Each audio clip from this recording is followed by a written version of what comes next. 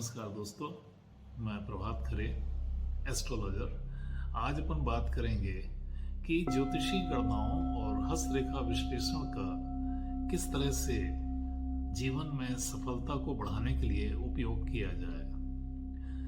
देखिए, ये तो सबको पता है कि ज्योतिषी गणनाएं 9 ग्रहों और 12 राशियों पर आधारित हैं। हस्तरेखाओं में भी मुख्यतः 3-4 रेखाएं ऐसी हैं जिनका उपयोग वर्ष दर वर्ष भविष्य कथन में होता है, जैसे भाई भाग्य रेखा, हृदय रेखा, मस्तक रेखा और जीवन रेखा। बाकी छोटी रेखाएं गौड़ रेखाएं हैं जिनका कोई विशेष महत्व भविष्य कथन में नहीं होता है। यदि आप महानगर में रहते हैं तो आपने ये महसूस कर लिया होगा कि जो कार्य करने के घंटे अपने को मिलते हैं प्रतिदिन, वो बहुत कम होते हैं। मुश्किल से मुश्किल 6 घंटा ही क्रिएटिव वर्क में जाता है आपका। बाकी टाइम में घर के काम, गप्पे मारना, घूमना, ऑफिस या व्यवसाय में आने जाने में समय व्यतीत होना, इस टाइप का निकल जाता है। इन 6 घंटे में सबसे ज्यादा प्रभावित होते हैं आप आपकी मानसिक अवस्था से। यदि आप अच्छे मूड में हैं तो आप जिनसे मिल रहे हैं उन पर अच्छा इंप्रेशन पड़ेगा, आपके काम होंगे। यदि आप डिप्रेशन में हैं, घरेलू चिंताएं हैं या पारिवारिक अशांति है तो आप वर्क नहीं कर पाएंगे, आपकी निर्णय क्षमता प्रभावित होगी, आपकी दूरदर्शिता कम हो जाएगी।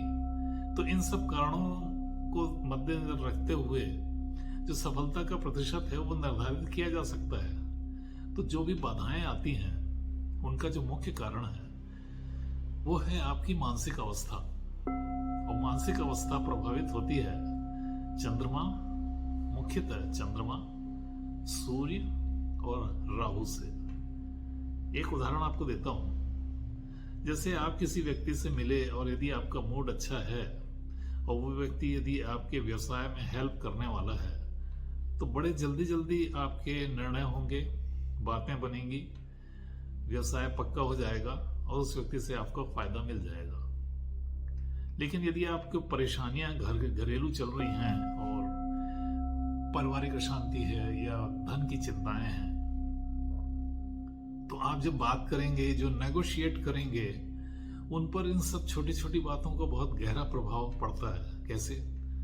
आप जो बोलेंगे, जो मुंह से आपके शब्द निकलेंगे, उनसे अगला व्यक्ति को ये समझ में आ जाता है कि आप अभी किसी दूसरे विचारों में व्यस्त हैं या आपने उसको लाइक नहीं किया है।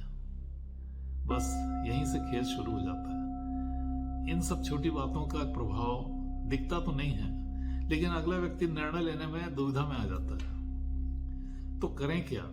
ऐसा क्या करें कि जिससे अगले व्यक्ति पर अच्छा असर पड़े, व्यवसाय बढ़े? देखिए, बहुत छोटी सी बात है। आप यदि 30 दिन में आप जैसे 26 दिन काम करते हैं, 4 इतवार के निकल गए, तो जो बाकी 26 दिन है उनमें भी आप अपने घर के लिए काम निकालेंगे वगैरह वगैरह सब। तो काम करने के दिन है वो बहुत कम हो जाते हैं। उनका मैक्सिमम उपयोग आपको यदि करना है तो आप अपने जो भी आपके एस्ट्रोलॉजर हैं उनसे बात करके, उनसे विश्लेषण करवा के ये निकालिए कि कौन सा ग्रह आपको प्रभावित कर रहा है और कौन सा ग्रह आपको ऊंचाइयों पर ले जा सकता है। तो जो ग्रह चंद्रमा को प्रभावित करेंगे आपकी कुंडली में, उनके कारण ही आपका जो डेली रूटीन है वो प्रभावित होगा। एक उदाहरण देता हूं आपको। यदि चंद्रमा मंगल और राहु से प्रभावित हो रहा है, देखिए ये मंगल बहुत फास्ट चलता है, लगभग 1.25 महीने में राशि चेंज कर लेता है। तो इसको ट्रेस करना पंचांग की मदद से बड़ा इजी है। उसके लिए तो कोई ज्योतिषी की भी जरूरत नहीं पड़ेगी आपको। सिर्फ एक पंचांग लीजिए, उसमें देखिए कि मंगल, यदि आपकी कुंडली में चंद्र और राहु एक साथ हैं तो वहां मंगल घूमते घूमते, अभी वर्तमान का जो मंगल है वो घूमते घूमते कब आ रहा है? या तो चंद्र राहु से साथ में घर में, या जहां चंद्र राहु एक साथ बैठे हैं उस जगह पर जब भी मंगल आएगा आपकी मानसिक अवस्था प्रभावित होगी। आप जल्दी घबराहट बेचैनी में जाएंगे, किसी व्यक्ति से बेवजह बहसबाजी में जाएंगे, और जब बहसबाजी होगी तो उसमें हारने का प्रतिशत लगभग 90% होगा। तो ये किस लिए होगा? बात वही आ गई, आपका जब मन प्रभावित हुआ चंद्रमा मंगल राहु के कारण से, तो आपको दूरदर्शिता नहीं रहेगी, निर्णय लेने की क्षमता कमजोर रहेगी, और बेवजह सामने वाले व्यक्ति से बहसबाजी हो जाएगी, या विचारों में अंतर होगा, विचार मेल नहीं खाएंगे, और अल्टीमेटली होगा क्या? आप जिस बिजनेस के लिए नेगोशिएट कर रहे हैं वो फेल हो जाएगा या टल जाएगा लंबे समय के लिए। इसका ठीक उलट है कि चंद्र राहु यदि एक साथ हैं और उसके ऊपर गुरु की दृष्टि पड़ती है। देखिए, गुरु लगभग एक साल में एक राशि बदलता है, तो जब भी चंद्र राहु के ऊपर गुरु आएगा, यानी उसी राशि में या उससे 7वें में रहेगा,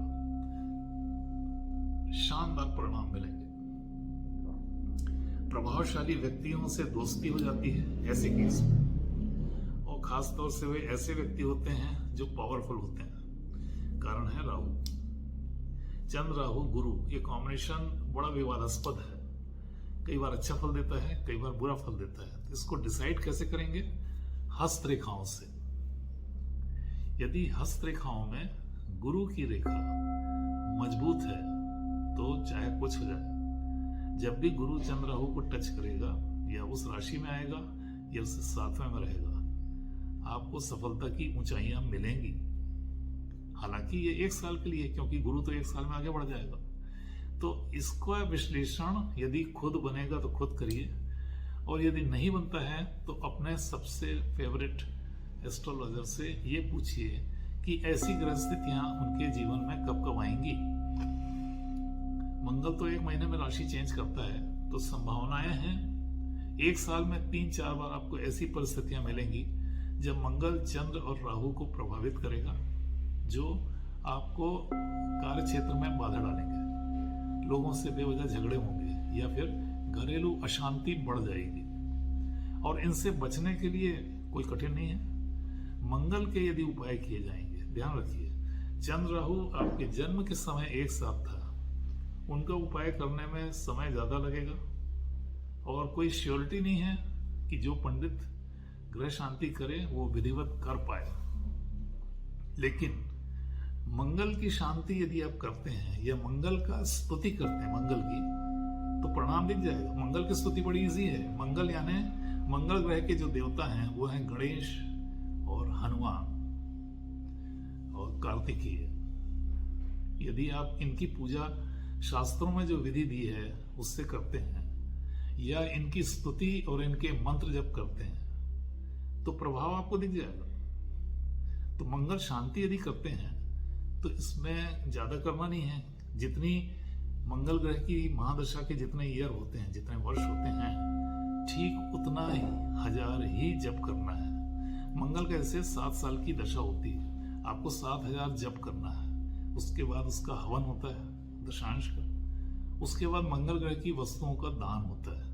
ये एक पैकेज है, जप, हवन और दान का। ये यदि होता है तो सकारात्मक प्रभाव आप खुद महसूस करेंगे।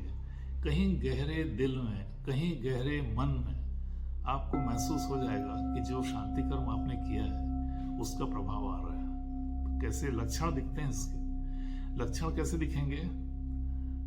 आपके डे टू डे प्रैक्टिस में रोजाना जो आप मिलते हैं, आपकी बातों में वजन आ जाएगा, मुंह से निकले शब्द प्रभाव डालेंगे और आपके मित्रों की संख्या बढ़ जाएगी। यदि आप वकील हैं या जज हैं तो आपकी निर्णय क्षमता के कारण से आपके डिसीजन बेहतरीन होंगे। वकील होने के कारण से आपके जिरह में दम आ जाएगा, वजन बढ़ जाएगा और आप बहुत सफल वकील बन जाएंगे। यदि आप व्यवसाय में हैं, रोज आपकी बातचीत के द्वारा ही आपको अपना व्यवसाय में सफलता पाना है, आपकी व्यवसायिक सफलता ऊंचाइयों पर पहुंच जाएगी। यदि आप सर्विस में हैं, आपके प्रमोशंस आपके अपने उच्च अधिकारियों से अच्छे संबंध पर निर्भर करेंगे। नेचुरली आपको जब मंगल आपने ठीक किया तो आपके संबंध बहुत अच्छे होने लगेंगे, वो आपको दिखेगा। आपके दिमाग में नए आइडियाज आएंगे कि उच्च अधिकारियों से ट्यूनिंग बढ़ाने के लिए क्या करना चाहिए। ये इतनी छोटी छोटी बातें हैं कि लोगों का ध्यान इस पर नहीं जाता है, लेकिन जब सफलता मिलती है तुमको लगता है कि मंगल ग्रह के शांति से ये चमत्कार हुआ है। ठीक है, चमत्कार जैसी ही बात है, लेकिन हुआ कैसे है? मंगल के खराब असर को आपने न्यूट्रलाइज कर दिया और इसके कारण से आपकी निर्णय क्षमता अच्छी हो गई। तो ये एक ऐसी चीज है, एक ऐसा रहस्य है जिसको आप दिन ब दिन अपनी प्रैक्टिस में ला करके सफलता का प्रतिशत बढ़ा सकते हैं। ये कोई कठिन नहीं है, ये टेस्टेड है, विश्वास करिए। अपन ने ये खुद अपने ऊपर लगा के देखा है, अपन ने अपने क्लाइंट्स को बताया है, और जिनने गंभीरता से इसको कर लिया है विधिवत, उनकी लाइफ चेंज हो गई। वो तो इसके इतने साइंस के गुलाम हो गए हैं और हमेशा पूछ के उस विधि को, उस स्तुति को या उस ग्रह शांति को करके अपनी सफलता बढ़ाते जा रहे हैं। आज के लिए अपन इतना ही देखते हैं। कल अपन देखते हैं कि दूसरे अन्य ग्रहों जो बहुत तेज, बहुत धीमे चलते हैं, उनके शांति कर्म के ऐसे उपाय जो आप स्वयं कर सकें। ना कोई मंत्र जप करने की जरूरत पड़ेगी और ना कोई पूजा पाठ की। कुछ मानसिक अभ्यास ऐसे होते हैं, ठीक है, उनमें थोड़ा सा टाइम ज्यादा लगता है, लेकिन परिणाम चमत्कारिक होते हैं। आगे आने वाले टाइम में अपन एक के बाद एक सब ग्रहों को लेंगे और उनके उपाय देखेंगे। ऐसे उपाय जो अभी तक केवल जो लोग कर रहे हैं उन्हीं को पता है और किताबों में नहीं मिलते हैं। नमस्कार।